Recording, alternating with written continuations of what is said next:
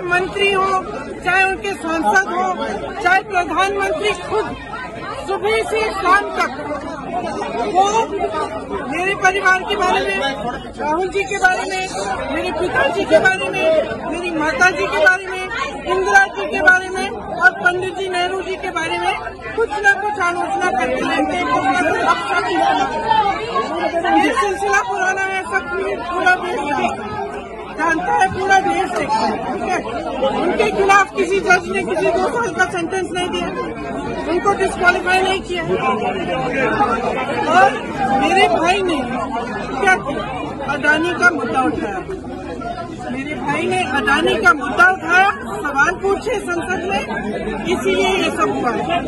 जो केस, जिस केस का स्टे कंप्लेनेंट ने खुद मांगा था, 1 साल से स्टे था, अडानी पे जो भाषण दिया मेरे भाई ने, उसके बाद अचानक उसको केस को जिंदा कर दिया। अगला कदम क्या होगा? ये सरकार अडानी पे जवाब देना नहीं चाहती, डरती है इन सवालों से, इसीलिए ये पूरी प्लानिंग के तहत किया गया है ताकि राहुल जी संसद। अगला कदम क्या होगा मैम आपका? देखिए, मैंने कहा अगला कदम क्या होगा? मैंने कहा है कांग्रेस लड़ेगी, राहुल जी लड़ेंगे, हम सब लड़ेंगे। ये हमारे रगों में जो खून दौड़ता है ना, ये शहीदों का खून है। सुन लीजिए, जिस खून को आप बार बार परिवारवादी कहते हैं, बार बार आप आलोचना करते हैं, बार बार आप शब्द इस्तेमाल करते हैं, ये खून रहा है इस देश के लिए, ये पीछे हटेगा नहीं। डरते नहीं है, हम लड़ते रहेंगे और आप खड़े हैं, कुछ भी करना चाहे करें, कोई बात नहीं। मैं गृह मंत्री का शब्द इस्तेमाल करना चाहता हूं। जरा क्रोनोलॉजी समझिए, जरा क्रोनोलॉजी समझिए। ये हमारे गृह मंत्री के शब्द हैं और उसी शब्दों के साथ मैं आपको कहना चाहता हूं, देश को कहना चाहता हूं, क्रोनोलॉजी समझिए। फरवरी 7 को राहुल गांधी जी की भाषण होती है लोकसभा में। 9 दिन बाद यानी कि 16 फरवरी को जो कंप्लेनेंट है, जिसने शिकायत की थी इस भाषण के बारे में, जिसने आपत्ति जताई थी, मानहानि का केस दर्ज किया था, वो जो high court, Gujarat high court में उन्होंने ही स्टे लिया था, वो स्टे उन्होंने वापस ले ली। देखिए, ये अजीब है, हमारे कानूनी इतिहास में अजीब दास्तान है ये। उन्होंने अपनी ही कंप्लेंट के बारे में स्टे लगाई थी, गुजरात हाई कोर्ट से स्टे मांगी थी, गुजरात हाई कोर्ट ने स्टे दिया, पर राहुल गांधी जी के अडानी के भाषण 9 दिन बाद उन्होंने वो स्टे वापस ले ली। 9 दिन बाद 16 फरवरी को। 27 फरवरी को,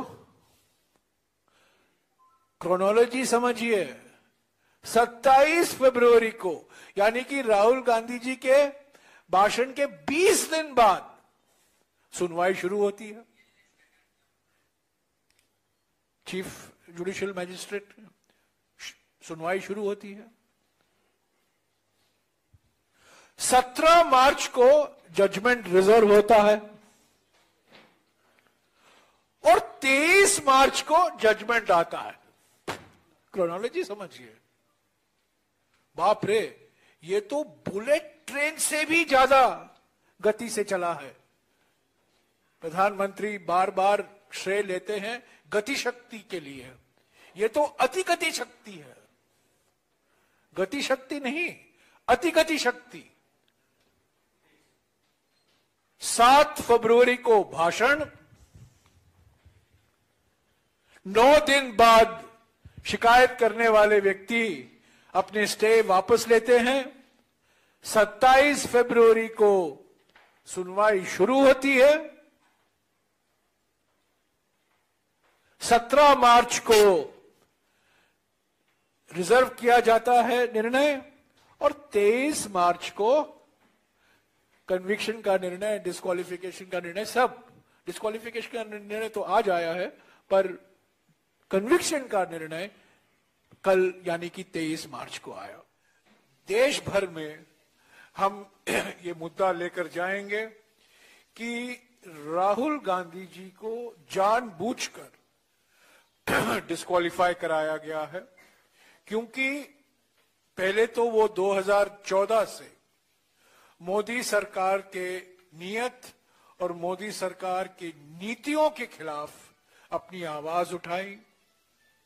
नोटबंदी के बारे में, जीएसटी के बारे में, निजीकरण के बारे में, विदेश नीति, खास तौर से जो क्लीन चिट प्रधानमंत्री ने दी चीन को जून 2020 को, तो 2014 से राहुल गांधी जी अपनी आवाज उठा रहे मोदी एक सरकार की नीयत और नीतियों के खिलाफ।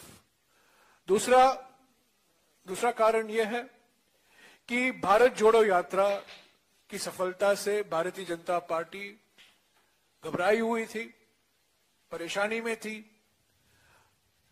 भारत जोड़ो यात्रा के दौरान कई प्रयास किए गए भारत जोड़ो यात्रा को, राहुल गांधी जी को बदनाम करने के लिए, पर वो विफल रहा।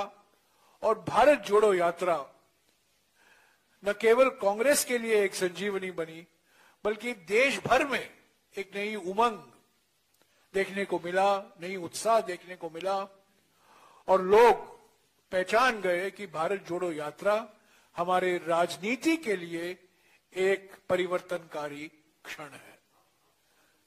भारत जोड़ो यात्रा एक इवेंट नहीं था, एक मूवमेंट बन गया। तीसरा महत्वपूर्ण कारण जिसके लिए राहुल गांधी जी को जानबूझकर निशाना बनाया गया, क्योंकि वो लगातार और खास तौर से 7 फरवरी से पार्लियामेंट के अंदर उन्होंने अपनी आवाज अडानी घोटाले पर उठाई।